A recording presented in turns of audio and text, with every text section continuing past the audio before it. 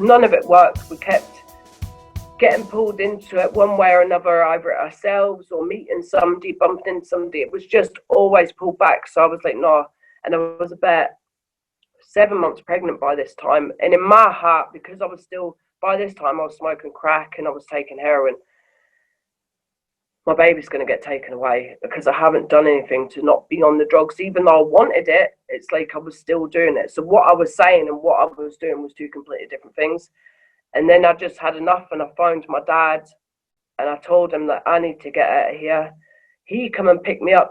I was in Scotland at the time. He lived in England. He come and picked me up the very next day, brought me down to England. And since that day, September the 5th, I think it was, 2018, I've not touched a drug. I got my baby taken off me, though, at birth, and I had to fight for him. I had to prove that I was staying away from drugs. He was taken away till he was just over 6 months old. And in that meantime, we had to have hair strand tests to prove that the drugs were coming out of their system. We had to go to so many meetings, basically prove that this is what we wanted. And he was my drive. It was, even though I hadn't got away from the drugs at the start of the pregnancy, I finally done it. And it was that sliver of hope that they really would see that I really, really did mean that I wanted to be a mum again, and I wanted to make sure that this little baby didn't get taken away and I raised him. And luckily, they seen, do you know what I mean? They seen that we were doing the work. They seen that we'd never missed an appointment. They seen how much, I think they thought, because we had took so much drugs and what they had down on paper for me and my ex-partner, they didn't think we would emotionally bond with their baby and things like that, because you sort of come desensitized to everything. And every time any worker or that see me with my son, they just, and his dad, they just knew. It's like, no, yous are fine. Like, yous absolutely. They had to keep telling me, like, it's like you're gonna eat him back, and you just got him that close to you. You know what I mean? It's like, and it's just, he was my turning point. I know you have to do it for yourself, but I was ready years before. I just never seen a way out of it. There was no reason to be out of it. And my situation had got so much worse from what it was when I was trying to run away from, like, the abuse of my granddad.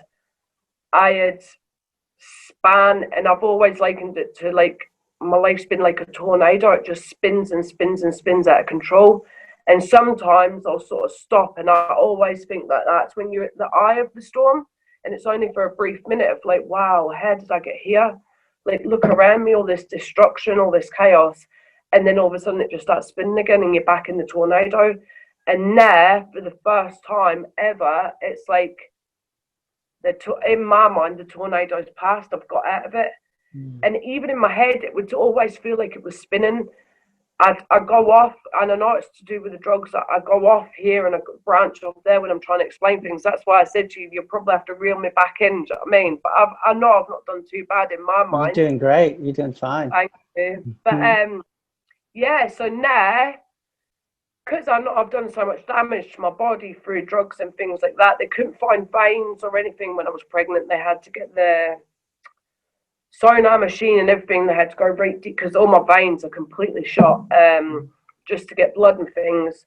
So I knew how much damage I'd done to my body. So to basically keep me active and my mind active, and me and my son doing things, and it's helped because of this lockdown, I jog now. So preparing to go for a jog just seems like a little thing, but when you've got a nearly 2-year-old son, it takes a good few hours, because you have to make sure he's all right, he's fed and things like that, because I'll go and jog for about an hour at a time, and it takes a few hours a day just to get ready to go for the jog. So when I say I go and jog, people think, oh, it's just a sort of half an hour thing. To me, it takes a good few hours to prepare to go for the jog in the first place. So it keeps my sort of day busy and running about to my son.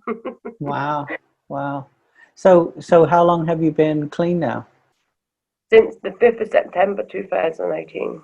So nearly 2 years. A month? In a month, it'll be 2 years. That's great. Yeah. And is it, does it still Is it still hard sometimes? Do you still feel that pain and that urge to escape, to get away? No, at first, like the first few months, when I would get stressed, and there was a lot of stress because I just had my baby taken off me again and things like that, the heroin wasn't so bad at the end. That just becomes sort of the normal thing. That's all. It was like basically treatment. Like you needed that just to feel normal. So that was an everyday thing. By the time I got off the drugs, I was really bad on the crack cocaine, and to the point I was like 7.5 stone or something. There was nothing left of me at all. Even a bit of wind blew me one day, and I could feel myself gonna topple because I had no food for weeks and weeks. It was just crack cocaine constantly. There was nothing left of me. I was so malnourished. And when I would get stressed, I would want that pipe, and that would be my go-to. And in my head, it was like having to sort of get that out my head and not want that. I wasn't wanting the buzz or the feeling or anything. It was just that sort of initial sucking it. And it's sort of like when you smoke, when you're stressed and you have that fag, well, it's probably times that by 1,000, that sort of want, do you know what I mean? And I had to get to grips with that. And that was basically, I think because I was so ready, I was so sick to death of the life, it was that easy transition. And with me already losing my kids, it was that drive of there was no failure. If I knew I failed, I didn't even think about it. I had to try and find somebody in the family to put their name forward to basically take my son if me and his dad messed up and we didn't get him home. And I wouldn't even let myself think of somebody at first because it was like, he's not going to anybody else. Even though I knew there was a big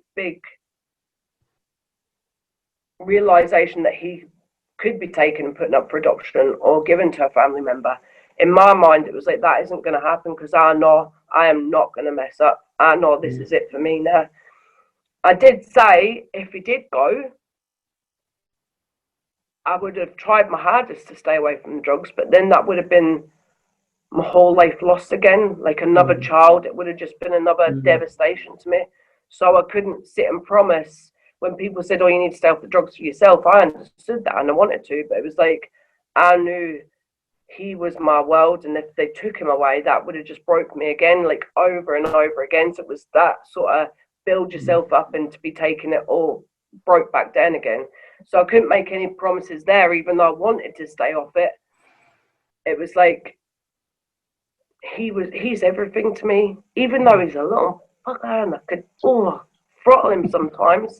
He's my world, do you know what I mean? And luckily, God, he come home. So it's like, good things do happen. If you want it bad enough, and if you do, even it to the point where you think, I haven't